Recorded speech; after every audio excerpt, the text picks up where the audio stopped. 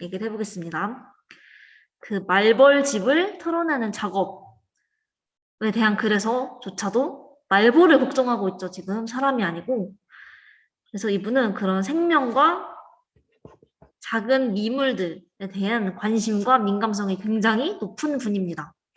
이러한 사람이 쓴 글이다 라는 걸 전제로 하고서 한번 같이 본문 읽어보겠습니다. 광주 비엔날레에서 태국의 수라시 꾸솔웡이라는 작가의 감성적 기계라는 작품을 본 적이 있다. 이 작품은 1965년형 폭스바겐의 엔진과 핸들, 타이어, CC 등을 완전히 제거하고 차체를 뒤집어 그네 침대로 설치한 것이다. 그네 옆에는 타이어를 비롯한 부속을 재활용해 만든 의자들이 놓여 있었다. 차체로 만들어진 그네 침대 속에서 아이들이 텔레비전을 보고 있는 동안 나는 타이어를 쌓아 만든 의자에 걸터 앉아 그 감성적 기계를 바라보았다. 흔히 달리는 무기라고 불리는 자동차가 완전히 해체됨으로써 새로운 용도로 거듭난 모습은 예술 고유의 전복성을 보여줄 뿐 아니라 자동차에 대한 생각을 곱씹어 보게 했다. 여기까지가 처음 단락 부분이고요. 이렇게 우선 표시해 둡시다. 처음이라고. 그 다음, 그 무렵 나는 초보 딱지도 떼지 않은 상태여서 자동차가 주는 편리와 불안을 아주 예민하게 느끼고 있었다. 면허를 따놓고 5년이 넘도록 차를 살 생각이 별로 없었다. 그런데 아이들을 데리고 객지로 이사한 후로는 하나부터 열까지 내 손으로 해결해야 했고 어쩔 수 없이 운전을 하게 되었다. 물론 처음엔 출퇴근 때나 장을 볼 게 많을 때만 차를 가지고 다녔다. 그러나 마음이 답답할 때 무작정 차를 몰고 교회로 나가는 습관이 생겨나기 시작했고 실제적인 목적 없이도 차를 모는 일이 늘어갔다. 누구의 방해도 받지 않고 나를 어디로든 데려다 줄 수 있는 밀폐된 공간에 그렇게 조금씩 길들여져 갔다. 스웨덴의 생태주의자인 에민 탱스트렘은 자동차라는 물건이 자기 자신의 영토 안에 머물고자 하는 의지와 이 영토 밖으로 움직일 필요성을 동시에 충족해준다고 말한 바 있다. 현대인들이 자동차라는 아늑한 자궁으로부터 잠시도 떨어지고 싶어하지 않는 것도 바로 이 모순된 욕망을 자동차라는 공간이 해결해주기 때문일 것이다. 앞에서 말한 감성적 기계처럼 자동차를 해체하지 않아도 자동차는 이미 충분히 감성적 기계 노릇을 하고 있는 셈이다. 라는 내용까지인데요. 자, 지금 보면 광주 비엔날레라는 곳에 아주 큰 전시를 하는 곳이죠. 거기서 수라시 꾸슬롱이라는 작가가 만든 감성적 기계. 옆에 있는 이 작품이죠, 지금. 자, 이 사진을 좀 보면 지금 좀 작지만 폭스바겐을 다들 아시나요, 여러분? 이 딱정벌레처럼 귀여운 모습에 다들 좀 많이 샀었죠. 그런데 이 차를 지금 속을 다 비워서 그 기계 장치들을 다 드러내고 껍데기만 남긴 채로 뒤집어서 그대로 만든 작품입니다. 지금 보면 이 달리는 무기라고 불리는 자동차를 아예 뒤집어 버렸고 형태를 이 자동차의 역할 또한 뒤집어 버렸습니다. 이동을 하고 하는 수단이 아니라 휴식을 취하는 공간으로. 지금 보면 이 달리는 무기라고 자동차에 대한 첫 번째 비유가 나와 있는데요. 자, 우선 이 광주 비엔날레에 대한 이야기를 하는 것은 글쓴이의 경험을 소개를 하는 것이죠. 그래서 내가 이러이러한 경험을 해서 이 자동차를 달리는 무기라고만 생각을 했는데 가만 보니까 예술 고유의 전복성으로 자동차의 다른 면도 보여주더라. 전복성이라는 말은 여기 밑에 설명이 있는데요. 뒤집어 엎는 성질을 말을 합니다. 예술이라는 게 보통 기존에 있던 고정관념을 깨서 새로운 것을 표현하는 것이잖아요. 그래서 이런 예술적인 시각에서 봤더니 내가 좀 자동차에 대해서 부정적인 시각을 가지고 있었는데 그렇게 나쁘지만은 또 않은 것 같더라? 라고 이야기를 하고 있습니다. 그래서 글쓴이가 왜 이 수필을 쓰게 됐는지 계기를 설명을 하고 있어요. 자, 이때 글쓴이의 상태는 이제 막 면허를 따서 이제 막 본격적으로 운전을 시작한 시기인데 이때가 가장 무서운 거 여러분은 아직 모르시겠지만 면허를 안 따서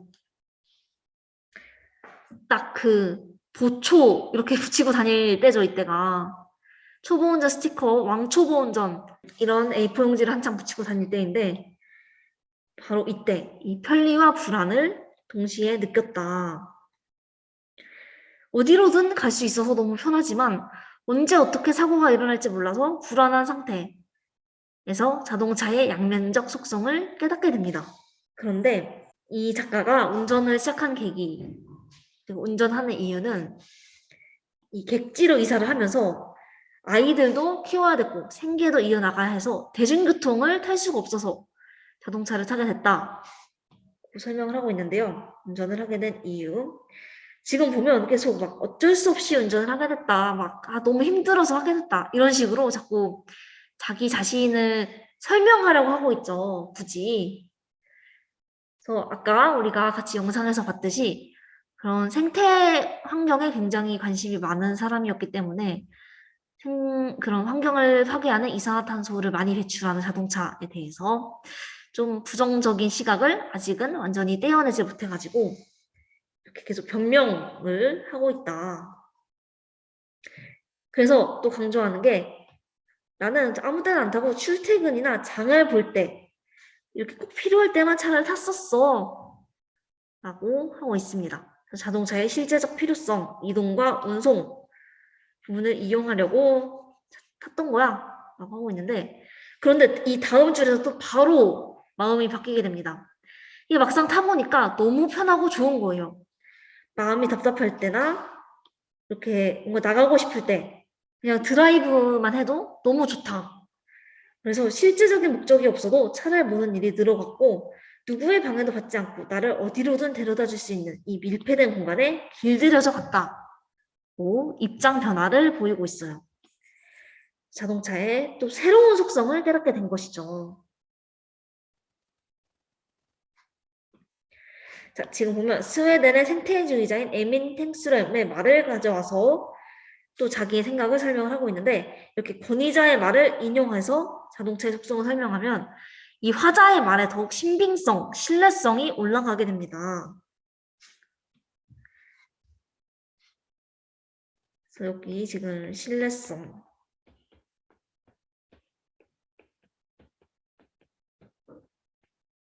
신빙성이 올라가게 하는 효과를 보이는 것이 바로 권위자의 말을 인용하는 것이다.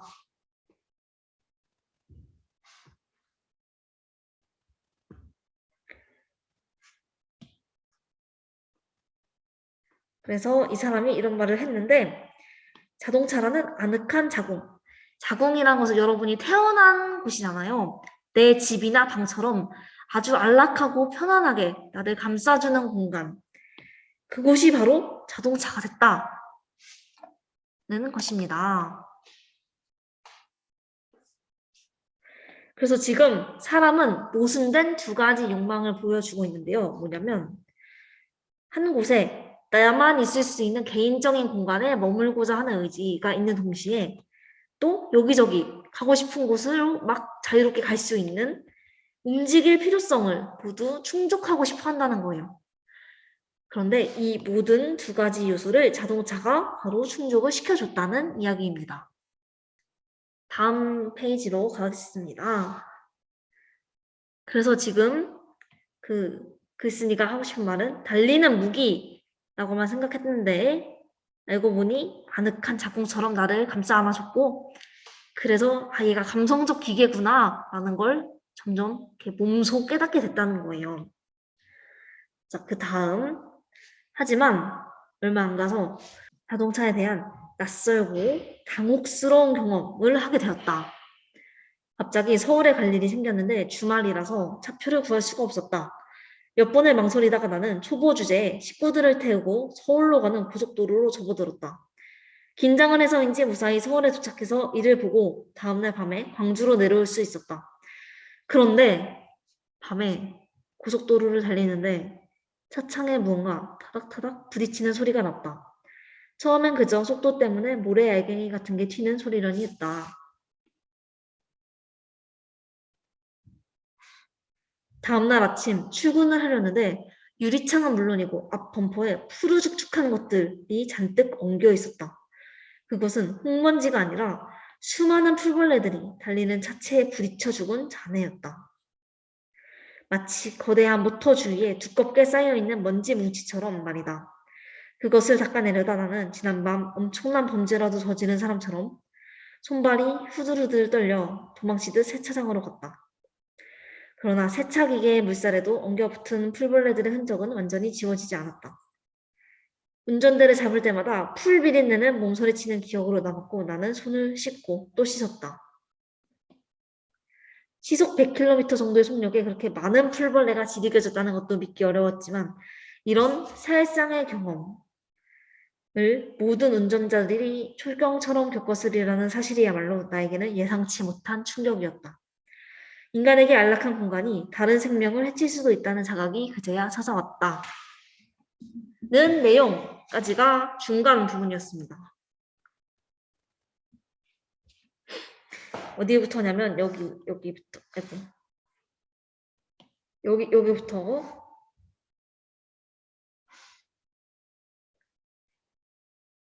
여기부터 여기까지가 중간 부분입니다. 34페이지 끝까지가. 자, 지금 또 보면 자동차에 대해 낯설고 당혹스러운 경험을 하게 되는데요. 바로 글쓴이의 인식과 태도가 다시 한 번 더 바뀌게 된 경험입니다. 무언가 차창에 타닥타닥 부딪히는 소리가 났는데 그 소리는 바로 풀벌레들이 차체에 부딪혀서 죽는 소리였고요. 다음날 발견한 푸르죽죽한 것들은 바로 풀벌레들의 사체였던 것이었습니다. 지금 이 작가가 굉장히 생태적으로 관심이 많고 환경 문제에 민감한 사람이라고 했잖아요. 마치 자기가 강력 범죄라도 저지른 사람처럼 너무 큰 충격을 받은 거예요.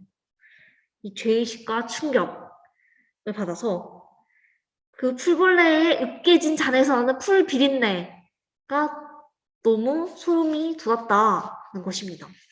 그래서 우리가 영화나 드라마 같은 데서 보면 범죄 장면이 일어난 다음에 꼭 이렇게 손을 씻는 범죄자의 모습을 보여주잖아요. 마치 내가 그런 범죄자가 된 것처럼 느껴졌다. 기억을 지우고 싶을 정도였다라는 걸 지금 이렇게 표현을 하고 있습니다. 심지어 살상의 경험이라는 단어를 쓰고 있는데요.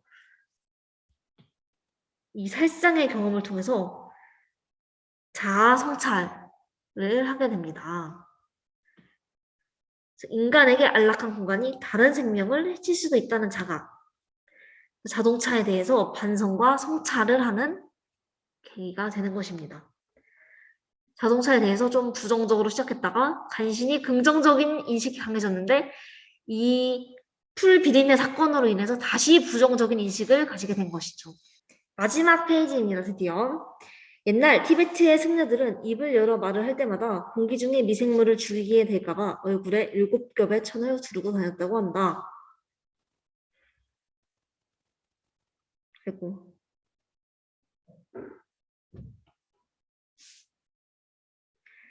그걸 생각하면 자동차를 몰고 다니는 것 자체가 엄청난 살생행위라고도 말할 수 있을 것이다. 그렇다고 하루아침에 차를 없앨 수도 없는 형편이어서 나는 자동차에 대한 태도를 정리할 필요를 느꼈다. 차를 유지하되 그 사용을 최소화하고 의존도를 낮추는 선에서 타협할 수밖에 없었다. 그 감성적 기계의 편안함에 길들여지려는 순간마다 그것이 풀비린내뿐이 아니라 피비린내를 불러올 수도 있다는 자각을 잊지 않으려고 한다. 운전을 시작하기 전까지 나는 걷기 예찬자였고 인공적인 공간보다 자연 속에 머물기를 누구보다 좋아했다. 그러나 차를 소유하고부터는 생태적인 어떤 발언도 할 자격이 없다는 생각이 들곤 한다. 차를 소유하되 그에 종속되지 않는다는 것. 이런 아슬아슬한 줄타기가 앞으로 얼마나 지속될 수 있을지 모르겠다.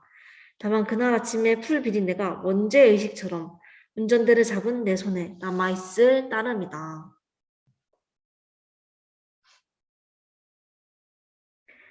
자, 지금 보면 옛 티베트 승려들의 이야기를 하고 있는데요. 지금 미물일지라도 생명이 있는 모든 것을 지키려는 태도를 이 옛 우화를 가지고 소개를 하고 있는데 미물이라는 건 아주 하찮고 작은 생명이라는 거죠. 그런 것도 다 모두 소중하다라는 것입니다. 자동차를 몰고 다니는 것 자체가 의도하지 않아도 살생을 할 수 있겠다. 엄청나게 무서운 일이구나 라는 걸 깨달았다는 거예요. 그래서 결국은 자동차에 대해 입장 정리를 하게 되는데요. 유지는 하되 사용을 최소화하고 의존도를 낮추자.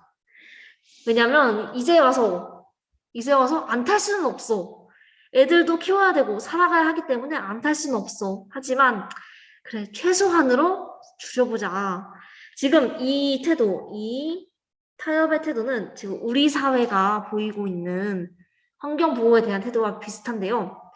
지금 굉장히 많은 놀라운 발전이 일어났고 굉장히 많은 공장, 특히 막 중국이나 인도 같은 곳은 말할 것도 없죠. 그런 것들이 돌아가고 있는데 그것들이 환경에 좋지 않다는 걸 이미 많은 사람들이 알고 있습니다. 하지만 한번 발전한 건 되돌릴 수가 없어요. 돌이킬 수가 없습니다. 그러니 그래도 지킬 건 지켜보자. 이제라도 조금이라도 회복시킬 수 있는 건 회복시키면서 또 발전해 나가자. 라고 결국 이 타협을 할 수밖에 없는 현재 상황. 굉장히 유사하다는 것입니다. 또 이 감성적 기계의 편안함을 길들여지는 것이 풀비린내라는 이 미물, 풀벌레들의 죽음으로 난 풀비린내뿐 아니라 인간까지도 해칠 수가 있다. 그래서 피비린내를 불러올 수도 있다는 자각. 이것을 잊지 말자. 지금 문명의 이기에 편안함에 길들여질 때 나타날 수 있는 위험에 대한 경계를 경고를 하고 있습니다. 이기라는 것은 이로운 그릇이라는 뜻인데요. 아주 유용한 기계, 아주 유용한 사람들을 이기라고 합니다. 이 문명의 기계, 너무나도 발전한 이 기계의 편안함에 길들여졌을 때 나타날 수 있는 위험에 대해 경계의식을 가지고 있어야 한다. 그래서 이 부분까지가 끝 단락이 되겠습니다.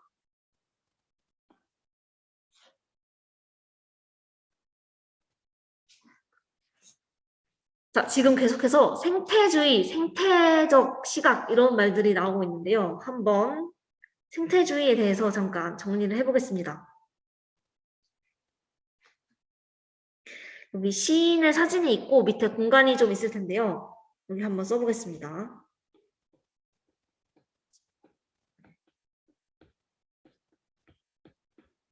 생태주의에 대하여. 자, 우선 이 생태주의라는 말은 무슨 뜻이냐면 생태주의의 생태는 생물이 살아가는 환경을 말을 하는데요.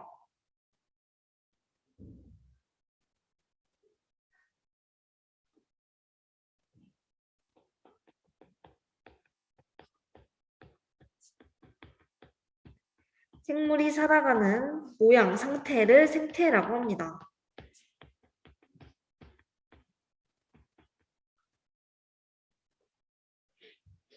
그럼 이 생태주의라는 것은 전통적인 환경주의보다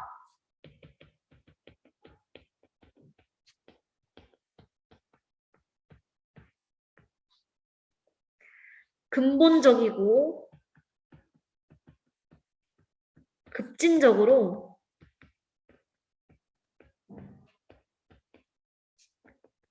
환경 문제를 바라보는 사상이다.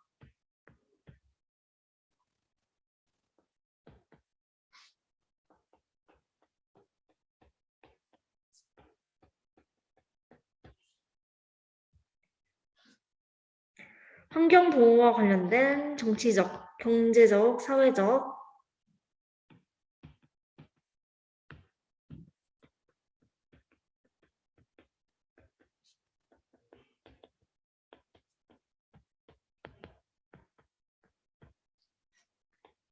생활 양식을 생활 양식의 근본적 변화를 전제로 한다.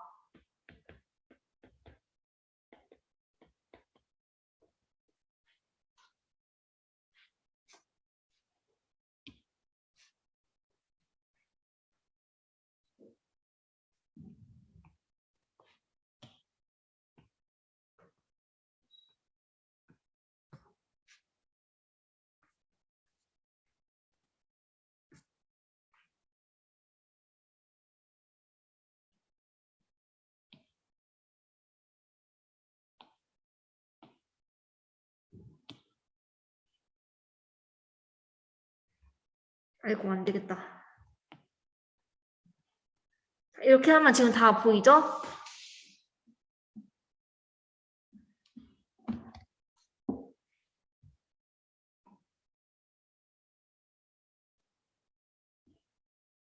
자, 여러분, 그리고 이게 지금 생태주의인데, 지금 이 작가의 시선은 아까 작가 소개에도 잠깐 나왔던 부분인데요. 여기에 더해서 플러스 자연에 대한 사랑,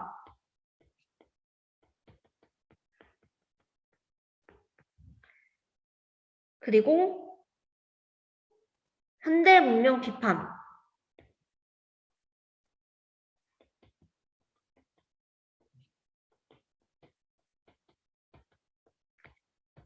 이 두 가지가 동시에 이루어지고 있다는 거.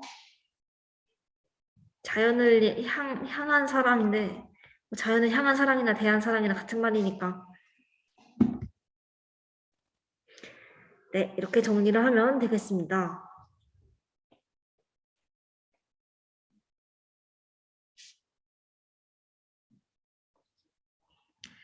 그래서 지금 좀 집중해서 봐야 할 것은 전통적인 환경주의란 그럼 무엇이냐는 것인데요. 전통적인 환경주의란 이건 조금 참고로 알아두면 되겠는데요. 사전 이럴 때 또 사전을 검색해 보면 좋습니다, 여러분. 환경주의라는 건 자연환경 보존과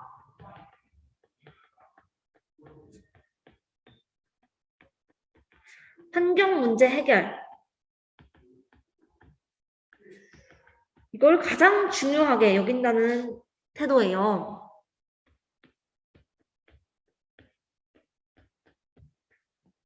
그러니까 오염된 바다에 있는 그런 플라스틱 쓰레기들을 수거를 하거나 그런 사막 같은 곳에 나무를 심는다든가 하는 환경 문제를 해결하기 위한 것에 집중을 하는 시각인데, 이 생태주의는 여기서 더 나아가서 소잃고 외양간 고치지 말고 지금 현재의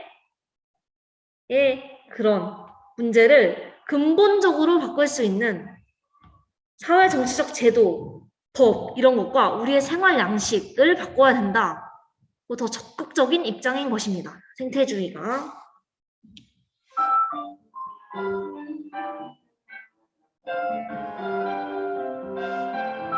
헷갈릴 수 있으니까 얘는 지울게요. 이건 좀 환경주의에 대한 설명이니까.